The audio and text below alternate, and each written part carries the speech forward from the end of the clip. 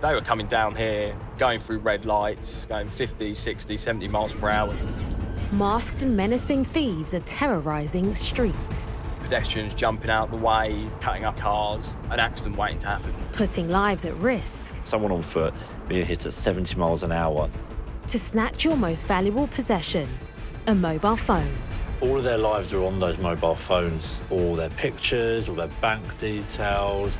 Some are lone wolves. You get like one person circling around, sort of like a bird of prey.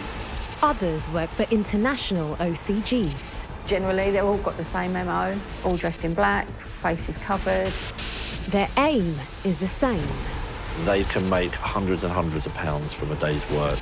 But for London's most prolific offender, the net is closing in. The worst mistake they made was coming into the City of London.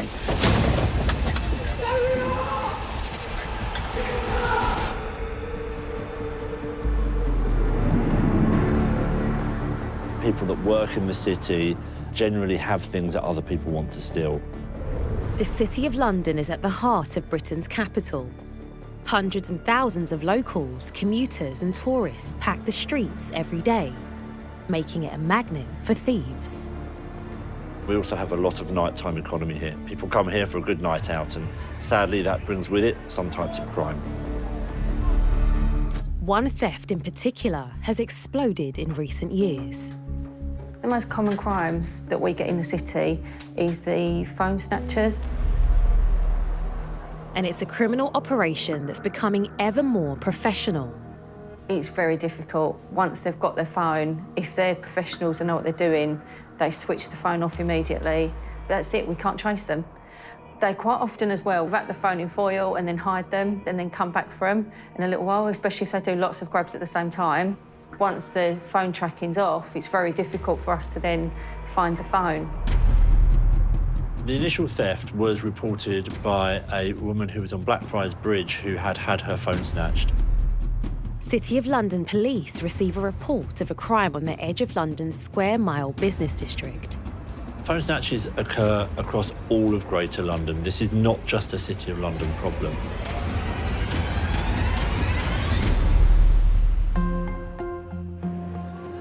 The City of London Police were initially made aware of this incident, that there'd been a phone snatch on Blackfriars Bridge and that it had been picked up on CCTV.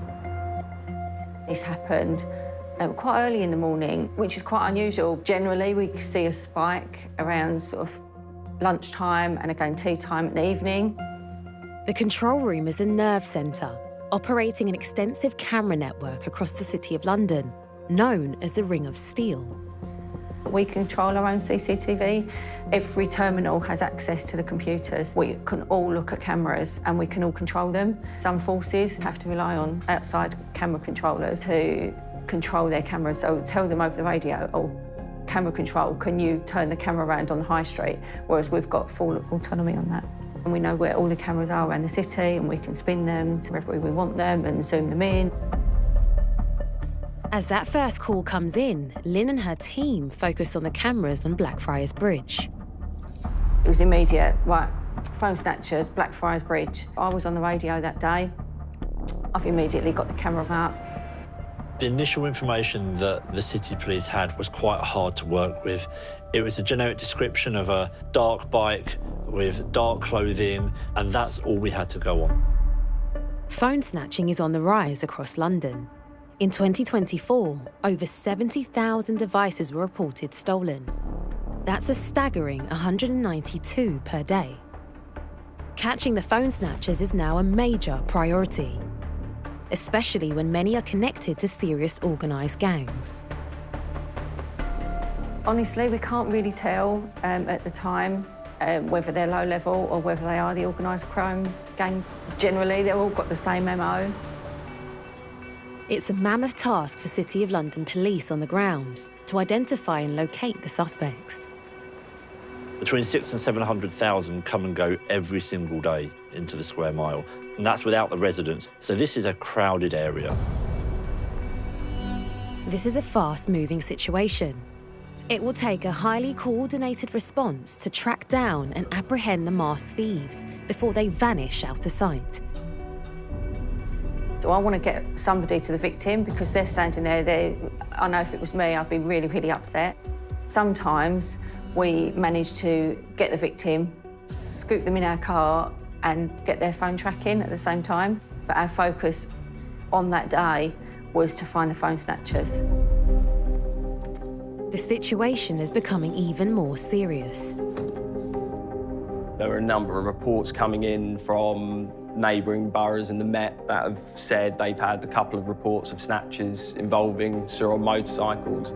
The description suggests these thieves have struck multiple victims across the capital. I was on an early turn shift with my colleague. We were just on patrol. Control room was saying they could see them on the motorbikes travelling at excessive speed. My colleague in the car I was driving, his knowledge of the city is like none other, and he can just picture our entire area. We've got plane officers out, we've got marked cars out. It's crucial they catch the masked men before they turn the tracking off and stash the phones. We started driving down Bishopsgate. My colleague was saying, let's head towards Bank. That's a nice central location. Our snatch thieves prey on pedestrians, tourists, people who are vulnerable. They're so close to the roads, they might be looking for directions and they're not potentially so aware of their surroundings. Start getting more updates. There's references of someone might have had a weapon. The thieves could be armed and dangerous. The entire control team are rushed into action. There was about 3 or 4 of us. We was all looking at cameras at the same time. I was picking them up and then losing them again. And it's very difficult because we've got lots of congestion in some of these areas. We don't know where they're going, and that's where my colleague's knowledge of the city, you know, he was able to be a little bit more forward-thinking and think, where are they going to go? They're coming into the city. What's their exit route going to be? What's going to be the easiest way for them to get out? As they was going down one road, I was like, oh, quickly spin the cameras, but then missed them. Another colleague was going, no, it's OK, I've picked them up. They're now going down Holborn Viaduct. Every junction we were approaching, my colleague was saying, no, keep going. You know, we want to try and get ahead of them. And then they doubled back on themselves, so they went away from the city when we know where all the back alleys are. We thought that they was just going to go down Holborn and go straight out of the city. We didn't expect them to come back. And another colleague shouted across the room to me, right, I've got them, they're going now towards the pools. It's quite high adrenaline, you know that they're somewhere here and you need to get to them. And, you know, they're moving so quick between all different roads, coming out of camera coverage, re-entering into camera coverage. Officers are on high alert to look out for the suspects who are barrelling through the streets at high speed. This one-way system here is where the firearms team chased them to, so they were coming towards us, and then the bikes have gone straight over the junction the wrong way against traffic. The vehicle wasn't able to follow them down there. There's definitely the known routes for these snatchers. The electric bikes disappear at 50 miles per hour, nipping into narrow back lanes, forcing officers to reroute. This is Holborn Circus, so this is where our 2 police horses, our armed response vehicle that sighted them here, and they saw our marked vehicle, went over the pavement in front of us. There was a pedestrian crossing, and it was that point that I thought, he's going to end up killing someone. City of London police are hot on the heels of masked phone thieves on high-powered electric bikes. There was a pedestrian crossing, and he was so close to hitting someone. Driving at increasingly high speeds, they are dangerously out of control.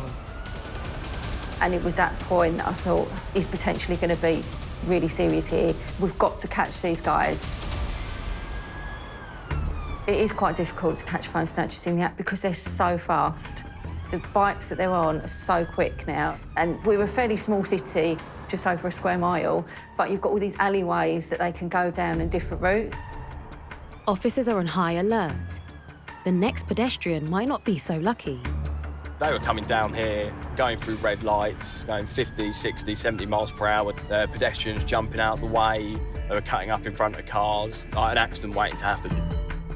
Officers are always cautious in case the suspects are armed.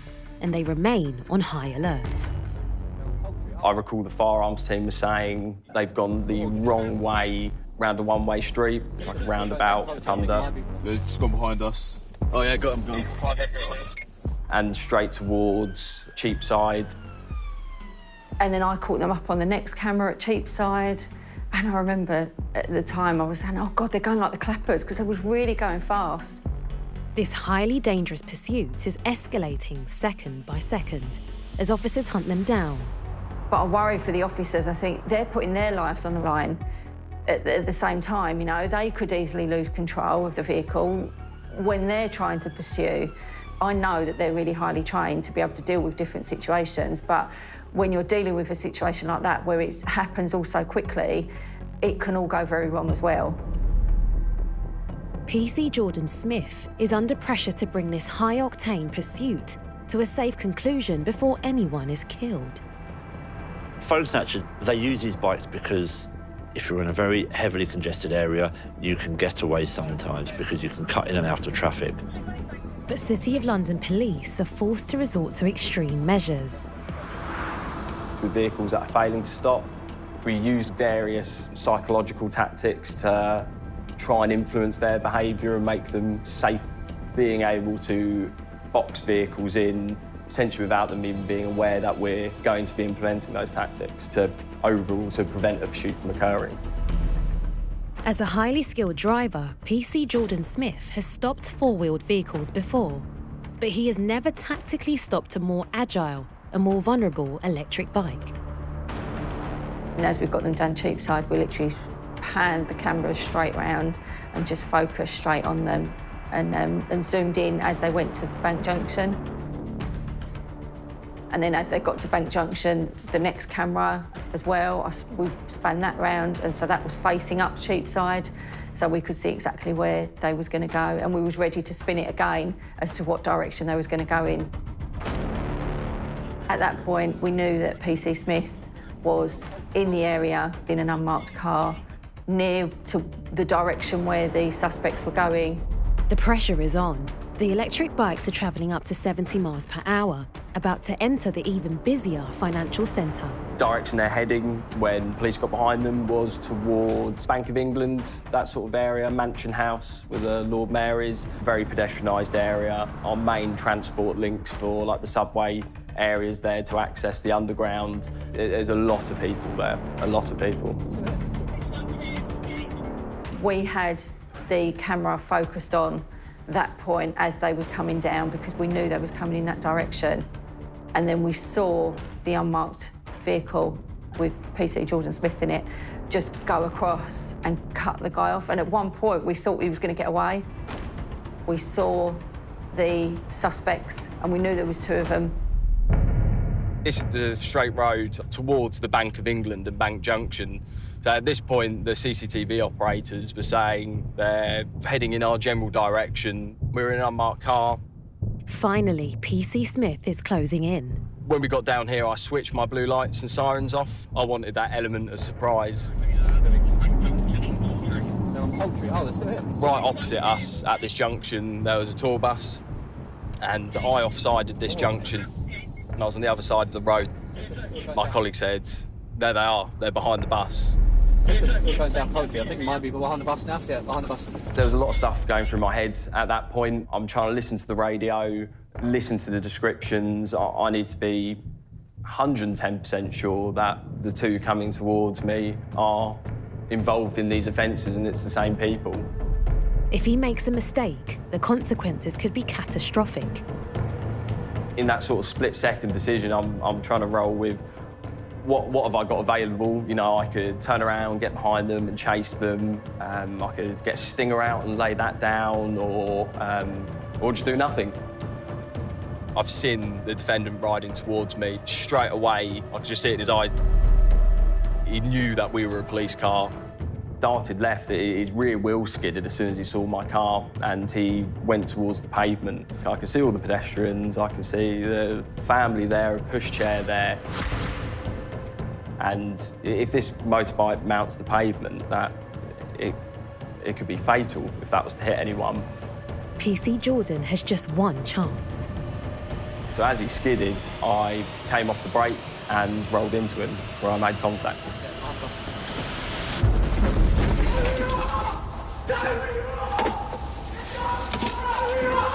So after the guy had been knocked off his bike, he went to run. So my immediate thought was, God, he's going to run and go down the tube.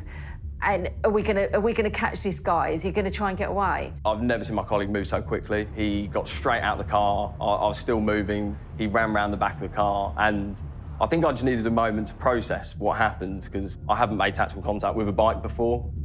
Despite the dramatic situation with one rider down, the other is still on the run. There was another electric motorbike in convoy with him, and I could just see, as soon as he saw the other defendant get knocked off, he's turned around and immediately gone. So I had to make a bit of a decision, you know, are we potentially carrying on with the other one? Are we just dealing with this matter? They have a split second to make that decision. The suspects are now heading in different directions. One at top speed on a bike and the other on foot. Either of them could be carrying a lethal weapon. I've then heard my colleague shouting, get down on the floor, get down on the floor. I've got out, run round the front of this subway entrance, and I've seen my colleague with his taser drawn at him, shouting at him to get on the floor, saying that he's got a taser. It's got 50,000 volts. It's a huge sense of relief in the control room at that point. I've got behind him, got him on the floor and applied handcuffs to him. So we were able to get control of him, carry out a search, make sure there's no weapons or anything like that on him. There's no sign of a weapon on his person. One criminal down, the second has made off evading capture. We've got these two offenders, both on these electric motorbikes. Realistically, myself and my colleague were only going to be able to deal with one, probably unsafe if I dropped my colleague off to deal with the defendant there and I went after the other person. It's not safe. For the safety of innocent bystanders, they race to secure and preserve the scene. We've got the electric motorbike that had just been hit and in the road, my vehicle, and some stolen property that came off of him when he's come off the bike. Officers seize a bag. I think it was at that point I realised, like, this is big. I was really surprised to see my colleagues taking all these phones out of the bag, and it's so many of them. I don't think I've ever seen 24 mobile phones in front of me, which is quite strange to compare. This is big, this is a lot of phones, this is a lot of victims. It looks like City of London have foiled one of the most serious phone snatching operations.